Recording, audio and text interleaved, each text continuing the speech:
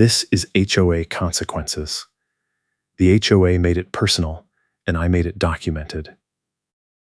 I am standing in my own driveway when Courtney Harris, the pool and amenities chair for Foxglove Falls Commons Association, slams a bright orange wheel boot onto my front driver's side tire and stands up with a boot clamp key dangling just out of reach above her head, screaming that I do not have valid guest parking authorization and my vehicle is now subject to immediate immobilization.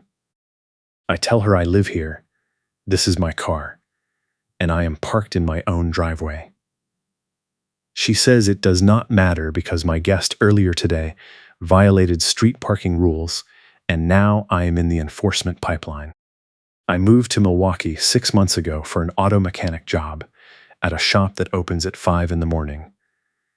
And I chose Foxglove Falls Commons because the rent was reasonable and the neighborhood looked quiet.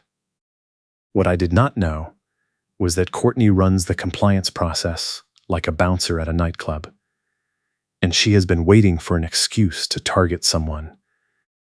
The first sign of trouble was 3 weeks ago when a delivery driver blocked the lane for 30 seconds to drop off a package. And Courtney used that as the trigger to start a full crackdown on guest parking, visitor passes, and anything she could label non-compliant. She steps back and folds her arms, the key swinging on a lanyard around her wrist. She says, "I do not negotiate with violations." I ask her what violation, because I am parked in my own driveway on my own property. She pulls out a small handheld stamp and slams it onto a clipboard notice, the bright orange ink marking the page as non-compliant. And she says the violation is that my guest this morning parked on the street without a valid temporary pass displayed. And under the new enforcement protocol, any vehicle associated with a non-compliant guest becomes subject to boot or tow on site. I tell her that is insane. My friend was here for 10 minutes and left 2 hours ago. She says the rules are the rules, and I can appeal at the next board meeting in 3 weeks. But until then, the boot stays on, and if I remove it myself, I will be fined $500 per day. I feel my chest tighten because I need my car for work tomorrow at 5 in the morning, and she knows it. I take a breath and ask her to show me the written rule that allows her to boot a resident vehicle in a private driveway. She taps the clipboard and says it is in the updated parking addendum distributed last month. I tell her I never received any updated addendum. She smiles and says, "That is my problem. Ignorance of the rules is not an excuse." And the HOA has full authority to enforce compliance on all property, including driveways, if a violation originates from guest activity. I ask her if she is seriously telling me I cannot park in my own driveway because someone else parked on the street earlier. She leans in close and says, "I can fine you daily until you give up and you cry, and that is exactly what I am going to do if you do not start following the process." The hazy smoke from a grill nearby drifts between us, and I see 2 neighbors standing on their lawn watching the whole thing, one of them holding a phone up like they are recording. I pull out my phone and take a photo of the boot, the clipboard, and Courtney standing there with the key. She immediately says I do not have permission to photograph HOA enforcement equipment, and she is going to add that to my violation report. I tell her this is my property, and I can photograph whatever I want. She writes something on the clipboard with angry strokes, then turns and walks toward the street, calling back over her shoulder that the boot will be removed when I pay the $50 immobilization fee plus the $75 guest parking violation fine. And if I do not pay within 48 hours, a tow truck will be dispatched, and I will owe impound fees on top of everything else. I watch her get into a white SUV with a Foxglove Falls Commons decal on the door, and she drives off slowly. like she wants me to see her victory lap. I stand there looking at the boot locked onto my tire, the bright orange clamp gleaming in the afternoon sun, and I realize this is not about parking. This is about control. Courtney has been looking for someone to make an example of, and I just became the target. I pull out my phone again and call my friend Eric, a local paralegal who helped me review my lease when I moved in. He picks up on the second ring and I tell him what just happened. He is quiet for a moment. Then he says, "She booted you in your own driveway?" I say yes. He says, "That is not legal unless the HOA has an easement or covenant that explicitly grants them enforcement rights on private driveways, and even then they need a court order for immobilization." I ask him what I should do. He says, "Document everything. Photograph the boot from every angle. Get witness statements from the neighbors who saw it, and do not pay a single dollar until we figure out if the HOA even has the authority to do this." I walk over to the neighbors who were watching, a retired couple who lived 2 doors down. I introduce myself and ask if they saw what just happened. The husband nods and says, "We saw the whole thing. She just rolled up and put that boot on your car without even knocking on your door first." The wife adds quietly, "This happened to us too, last year. She booted our car because our daughter parked on the street during Thanksgiving, and we ended up paying $300 in fees just to get it removed because we did not know we could fight it." I ask if they would be willing to write a short statement about what they saw today. They agree, and the husband pulls out his phone and shows me a photo he took of Courtney clamping the boot onto my tire. I thank them and send the photo to my own phone, adding it to my evidence folder. I go back inside and pull out every piece of paperwork I received when I moved in: the lease, the HOA welcome packet, the community rules summary, and the parking guidelines. I spread them out on my kitchen table and start reading line by line. The parking section says guests must display a temporary pass if parking on the street for more than 2 hours, and passes are available at the clubhouse office during business hours. It says violations may result in a warning notice or a fine of up to $75. It does not say anything about boots. It does not say anything about immobilization. It does not say anything about enforcement on private driveways. I take photos of every relevant page, making sure the text is clear and the dates are visible, and I send them to Eric with a message asking if this is enough to prove the boot is unauthorized. Eric replies 10 minutes later with a long text. He says the parking guidelines I have are from the original HOA governing documents, but Courtney is claiming there is a new updated addendum that was distributed last month. He says if that addendum was never properly noticed to all residents, or if it conflicts with the recorded covenants, it might not be enforceable. He tells me to check my mail records and email to confirm I never received the addendum, and then file a formal written complaint with the HOA management company demanding immediate removal of the boot and a refund of any fees. He also says I should contact the management company regional supervisor directly, because if Courtney is acting outside her authority, the company will want to know before they get sued. I sit down at my laptop and draft an email to the management company. I keep it short and factual. I state my name and address, describe the boot placement, attach photos of the boot and the parking guidelines, and request immediate removal and written confirmation that the HOA has legal authority to immobilize resident vehicles on private property. I CC Eric and send it with a read receipt request. Then I pull up the Foxglove Falls Commons Association bylaws, which are posted on the community website, and I start reading the section on enforcement powers. It says the board may impose fines for rule violations after proper notice and an opportunity to appeal. and it says the association may use reasonable measures to enforce compliance, but it does not define what reasonable measures means. I highlight that phrase and send it to Eric with a question mark. He calls me 5 minutes later. He says reasonable measures in an HOA context usually means warning letters, fines, and possibly a lien on the property if fines go unpaid, but it almost never includes physical restraint of a vehicle without a court order or a police directive. He says the fact that Courtney put the boot on without giving me any prior written notice and without any opportunity to appeal is a huge red flag. He asks if I have any idea why she is targeting me specifically. I tell him about the delivery driver incident 3 weeks ago and how Courtney used it to launch a crackdown. He says that fits the pattern. She is probably trying to rack up enforcement statistics to justify a bigger compliance budget or to push through stricter rules at the next board meeting.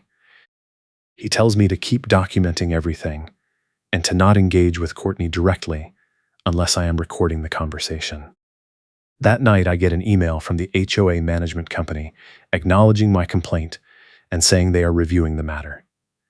The email is signed by a customer service rep and does not address any of my specific questions. I forward it to Eric and ask if that counts as a response. He says no, that is a brush off, and I should reply demanding a timeline for resolution and a direct contact with the regional supervisor. I send the follow-up email immediately, and I also file a complaint with the Milwaukee City Parking Enforcement Office asking if the HOA is permitted to use wheel boots on private property without a city permit. The city replies the next morning saying, wheel boot deployment by private parties is only allowed under specific conditions, and I should contact a private attorney if I believe my rights have been violated. I wake up at 4:30 the next morning to get ready for work, and I realize I still cannot use my car because the boot is still locked on. I text my coworker asking for a ride, and he picks me up at 5.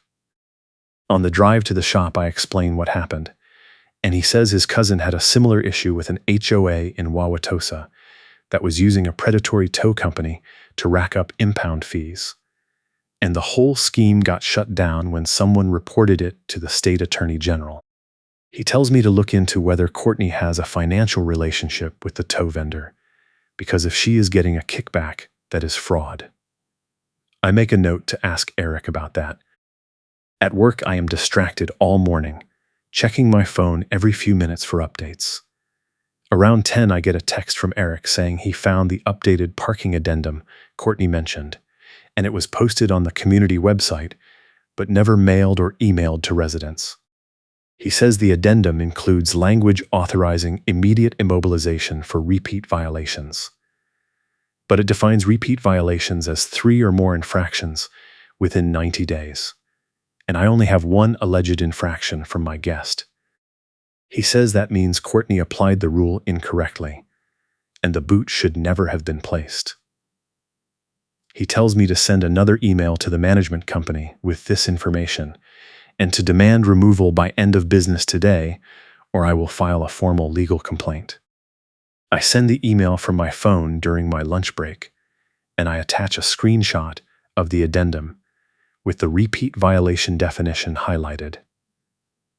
I also include a timeline showing that this is my first and only alleged infraction, and I state that the boot placement is both unauthorized and punitive.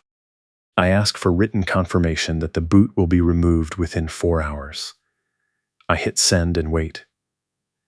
An hour later, I get a reply from a different person at the management company, someone with the title Regional Compliance Coordinator. The email says they are escalating my case to the regional supervisor, and they will respond by the end of the day.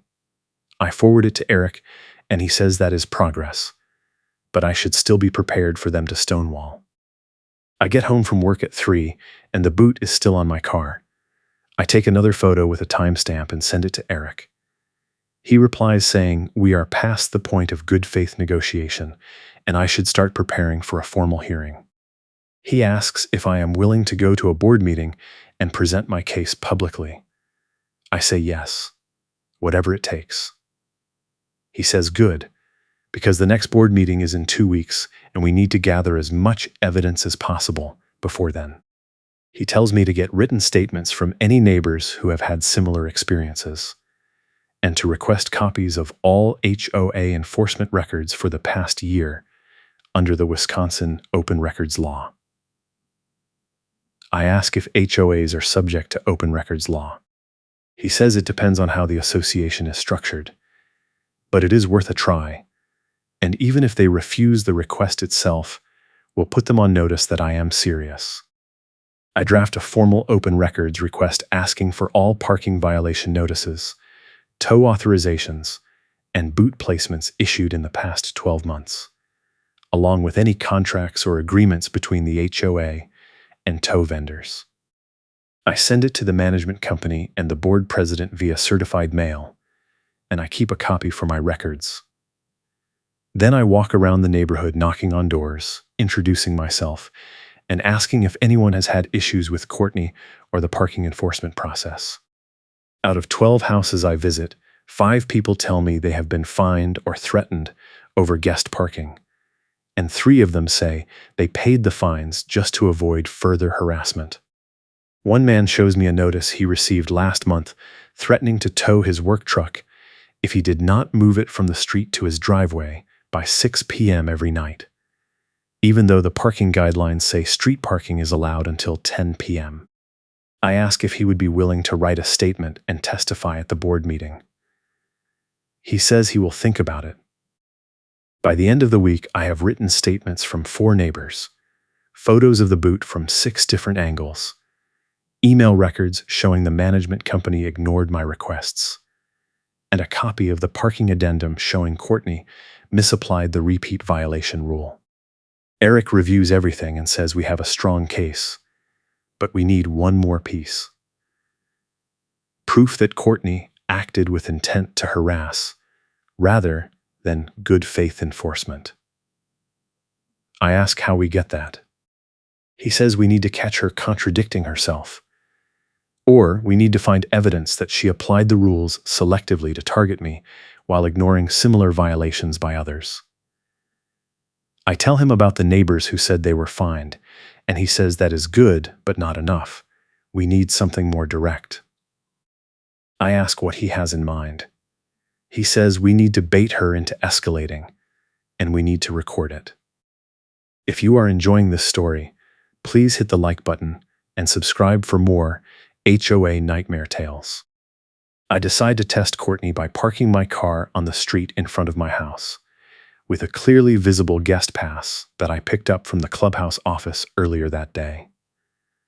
The pass is valid for 72 hours and has today's date written on it in black marker.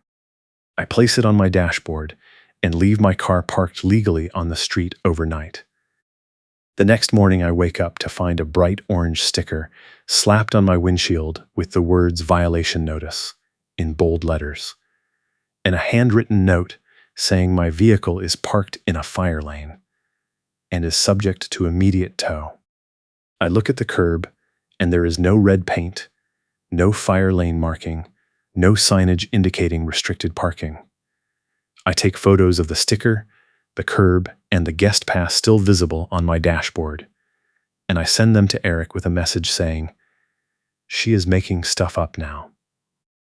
Eric replies immediately, saying this is exactly what we needed. He tells me to leave the sticker on the windshield and do not move the car, because we are going to force her to follow through on the tow threat and catch her in the act of authorizing an illegal tow. I ask if that is risky. He says yes, but if we can prove she ordered a tow based on a false fire lane claim, that is evidence of malicious enforcement, and the management company will have no choice but to remove her from the compliance role. I tell him I trust his judgment, and I leave the car where it is. I go to work and check my phone every hour. Around noon, I get a text from the neighbor who lives across the street saying a tow truck just pulled up and is hooking up my car. I call Eric, and he tells me to get home immediately and do not let them tow the car without seeing written authorization from the HOA. I tell my boss I have an emergency, and I drive home in my coworker's truck. When I get there, the tow truck is idling in the street with its amber lights flashing, and Courtney is standing next to the driver directing him like an air traffic controller. The driver has the wheel lift mechanism positioned under my front axle, and he is about to engage the lift. I jump out of the truck and walk up to them, and I say, "Stop, you do not have authorization to tow that car."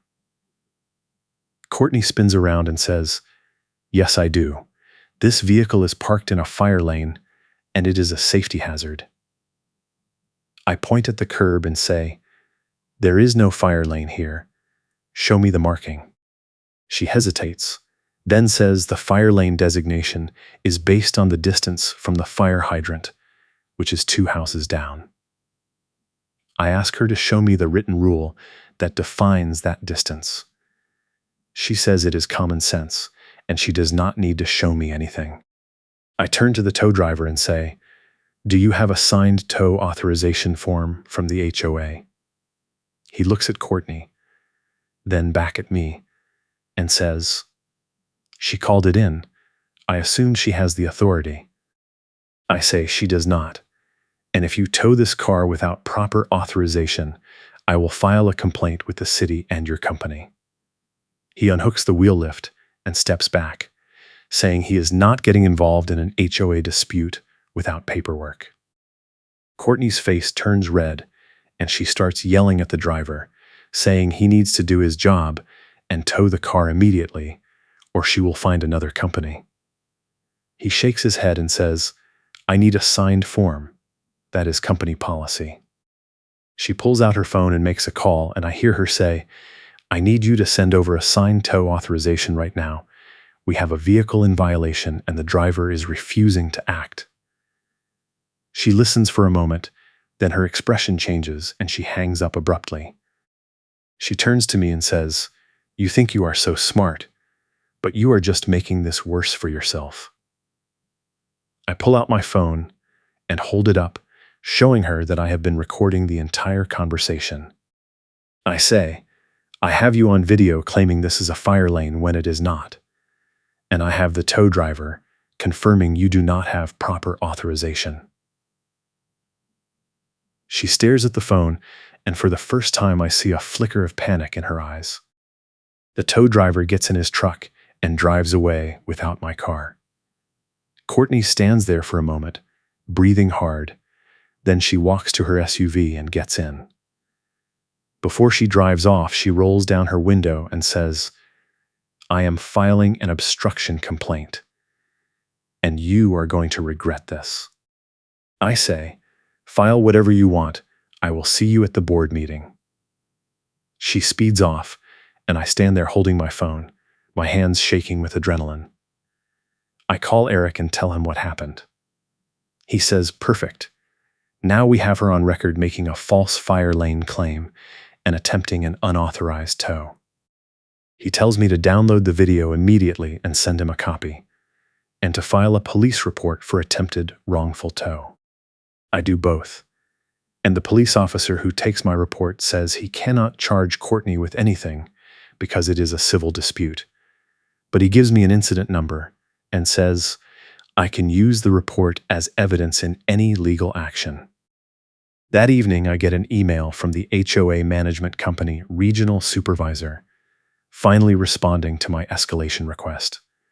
The email says the company has reviewed my complaint and determined that the wheel boot placement was an error, and the boot will be removed at no charge within 24 hours.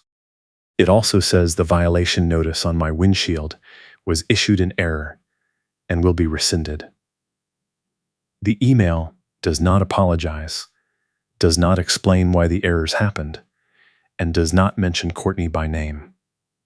I forward it to Eric and he says this is a partial win, but it is not enough. He says the management company is trying to quietly fix the problem without admitting fault, and we need to push for a formal acknowledgement that Courtney exceeded her authority. He tells me to reply demanding a written statement confirming that Courtney is not authorized to order tows without signed board approval, and that the fire lane claim was false. I send the reply, and I also forward the video of Courtney and the tow driver to the management company, along with the police incident report. I state clearly that I expect a full investigation into Courtney's conduct and a formal apology. The next morning, the boot is gone from my driveway, and there is no explanation, no note, no acknowledgement. I take a photo of my unblemished tire and add it to my evidence folder. 2 days later, I receive a certified letter from the management company regional supervisor stating that, upon review, the association has determined that Miss Harris acted outside the scope of her role as pool and amenities chair, and that all tow authorizations require written approval from the board president or the management company. The letter says my guest parking violation has been rescinded and no fines are owed. It does not say anything about Courtney being removed from her role, and it does not say anything about the other residents she has harassed. I call Eric and tell him the letter is not good enough. He agrees, and he says we need to go to the board meeting and force a public reckoning. He tells me to prepare a short presentation summarizing the timeline, the false claims, the unauthorized enforcement, and the management company letter, and to bring printed copies for every board member. He also tells me to invite the neighbors who gave statements, because the board will have a harder time ignoring the problem if multiple residents speak up. I spend the next week preparing a 3-page summary with photos, timestamps, and excerpts from the parking guidelines. I print 15 copies, and I email the neighbors asking them to attend the meeting. 3 of them confirm they will be there. The board meeting is held in the clubhouse community room on a Tuesday night at 7. When I arrive, the room is set up with a long table at the front for the board members and rows of folding chairs for residents. There are about 20 people in the room, which is more than usual according to the neighbor who sits next to me. Courtney is sitting at the board table in her role as pool and amenities chair, and she glares at me when I walk in. The board president, a man in his 60s with gray hair and a tired expression, calls the meeting to order and starts with routine business: approval of minutes, budget updates, landscaping contract renewal. I wait through 30 minutes of procedural discussion, watching the clock and rehearsing my talking points in my head. Finally, the president opens the floor for resident comments. I stand up and walk to the front, handing out copies of my summary to each board member. I introduce myself, state my address, and say I am here to report a pattern of abusive and unauthorized parking enforcement by the pool and amenities chair. Courtney interrupts and says, "Point of order. This is not on the agenda."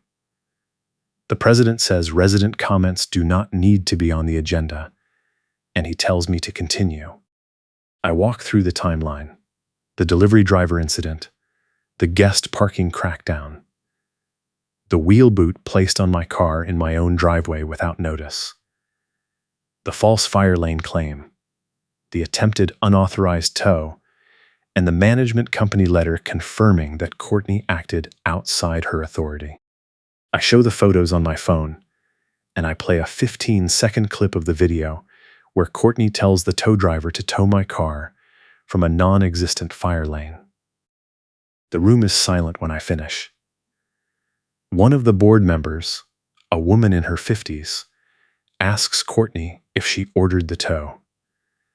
Courtney says she did, because the vehicle was parked illegally. The board member asks if she had written authorization from the board or the management company. Courtney hesitates, then says she has standing authority to enforce parking rules. The board president interrupts and says, "No, you do not. The management company confirmed that in writing." He holds up the letter I provided and reads the key sentence aloud: "All tow authorizations require written approval from the board president or the management company." He looks at Courtney and says, "Did you get written approval?" She says no, because it was an emergency. He asks what the emergency was. She says the vehicle was blocking access. I interrupt and say, the vehicle was parked legally on a public street with a valid guest pass, and there was no fire lane marking. I show the photos again. The board president shakes his head and says, "This is a serious problem."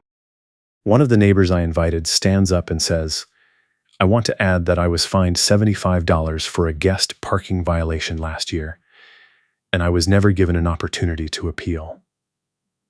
Another neighbor stands and says the same thing happened to her. A third neighbor says Courtney threatened to tow his work truck even though he was parked legally. The board president asks Courtney how many parking violations she has issued in the past year. She says she does not have the exact number. He says, "I am asking the management company to provide a full report of all violations issued, all fines collected, and all tow authorizations, and we are going to review every single one." Courtney says that is not necessary. She has been following the guidelines. He says, "The guidelines do not authorize you to place wheel boots on resident vehicles, and they do not authorize you to make false fire lane claims." He tells the board secretary to add an agenda item for next month's meeting to review the compliance process and consider changes to the enforcement structure. I sit down and the meeting continues with other business, but I can feel the tension in the room. Courtney does not say another word for the rest of the meeting. When the meeting adjourns, I am approached by two more residents who say they want to file complaints about Courtney, and they ask if I can share my evidence packet with them. I say yes, and I give them Eric's contact information. As I am leaving, Courtney intercepts me in the parking lot and says, "You just made a big mistake." I say no. "You made the mistake when you booted my car without authority." She says, "This is not over." I say, "You are right. It is not over, because I am going to make sure every resident knows what you did." She gets in her SUV and drives off, tires squealing. The next week, I receive an email from the management company saying they are conducting an internal audit of the compliance process, and they need my cooperation in providing records and testimony. I forward the request to Eric, and he says this is exactly what we wanted. The company is covering their liability.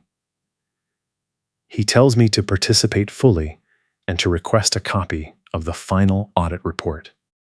I reply to the management company agreeing to cooperate, and I provide them with my entire evidence folder: photos, videos, neighbor statements, timeline, and the police incident report. I also request that the audit include a review of the tow vendor contract to determine if there is any financial relationship between the vendor and any HOA board members or staff.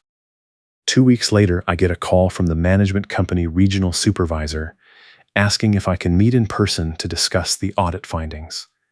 I bring Eric with me to the meeting, which is held at the management company office in downtown Milwaukee. The regional supervisor is a woman in her 40s with a professional demeanor, and she has a thick binder on the table in front of her. She thanks me for coming and says the audit revealed significant problems with the enforcement process at Foxglove Falls Commons.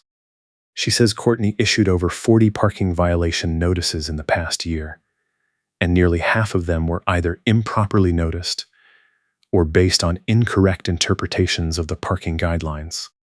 She says the wheel boot program was never authorized by the board, and the boot equipment was purchased by Courtney personally without board approval or reimbursement. She says the tow vendor contract includes a clause that gives the HOA a 5% kickback on all tow fees, and while that is not illegal, it creates a conflict of interest that was never disclosed to residents. I ask what the company is going to do about it. She says they are recommending that the board terminate Courtney's role as pool and amenities chair and that the board adopt new enforcement procedures that require written notice, an appeal process, and board approval for any tow or immobilization. She also says the company is issuing refunds to all residents who were fined under the improper enforcement process, and they are sending a formal apology letter to everyone affected. I ask if Courtney will face any personal consequences. The supervisor says that is up to the board, but the company is also recommending that Courtney be removed from all board committees and barred from holding any enforcement role in the future. Eric asks if the audit found any evidence of fraud or intentional misconduct. The supervisor says the audit did not find evidence of financial fraud, but it did find evidence that Courtney misrepresented the parking guidelines to residents and used intimidation tactics to coerce payment of fines that were not properly authorized. She says the company is treating this as a compliance failure rather than a criminal matter, but if any resident wants to pursue legal action, the company will not contest it. I ask if the company will provide documentation to support a lawsuit. She says yes. They will provide copies of the audit report and all related records upon request. I thank her for her time, and I leave the meeting feeling like I finally have some leverage. Eric and I sit in his car in the parking lot, and he says, "You did it. You forced them to clean up their act." I say, "It is not done yet. I want to make sure Courtney does not just get reassigned to another committee where she can pull the same stunts." He says the best way to ensure that is to go to the next board meeting and push for a formal vote to remove her from all leadership roles.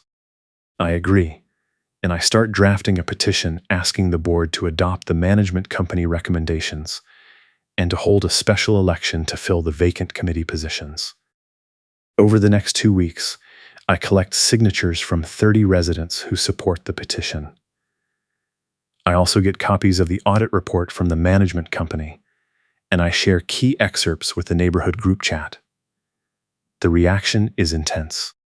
Residents who were fined or threatened by Courtney start coming forward with their own stories, and the group chat turns into a support group for people who were too intimidated to fight back. One resident posts a photo of a violation notice Courtney issued for a car that was parked in a designated guest spot with a valid pass, and the notice includes a handwritten note saying, "I do not care what the pass says. You are in violation."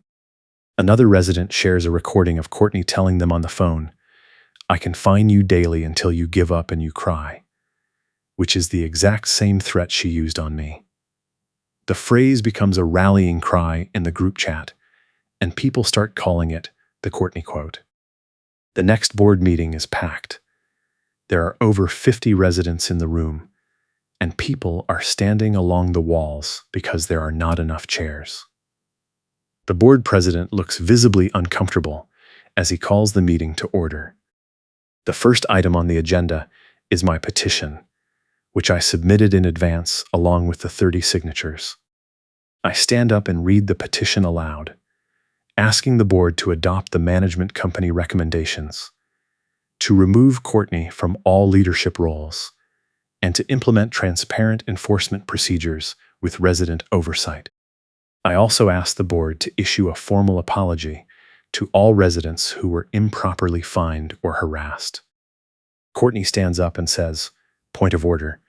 This petition is a personal attack, and it should not be considered."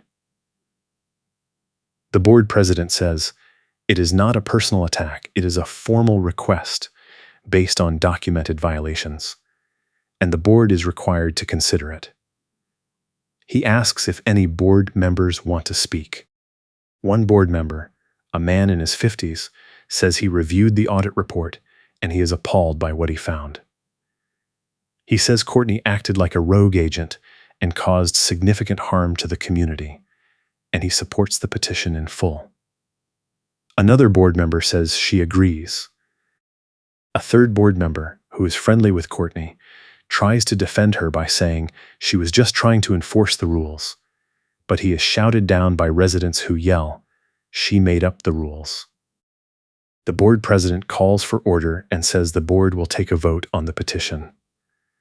Before the vote, I stand up again and say, I have one more piece of evidence I want to share. I pull out my phone and I show the board a screenshot that I have been holding back until this moment. I took the fine notice without flinching because I knew what it would trigger. The screenshot is a text message exchange between Courtney and a tow vendor, where Courtney instructs the vendor to falsify a photo timestamp to make it look like my car was parked illegally for longer than it actually was. The timestamp on the vendor photo says my car was there for 4 hours, but my own dashcam footage shows I was only parked for 20 minutes.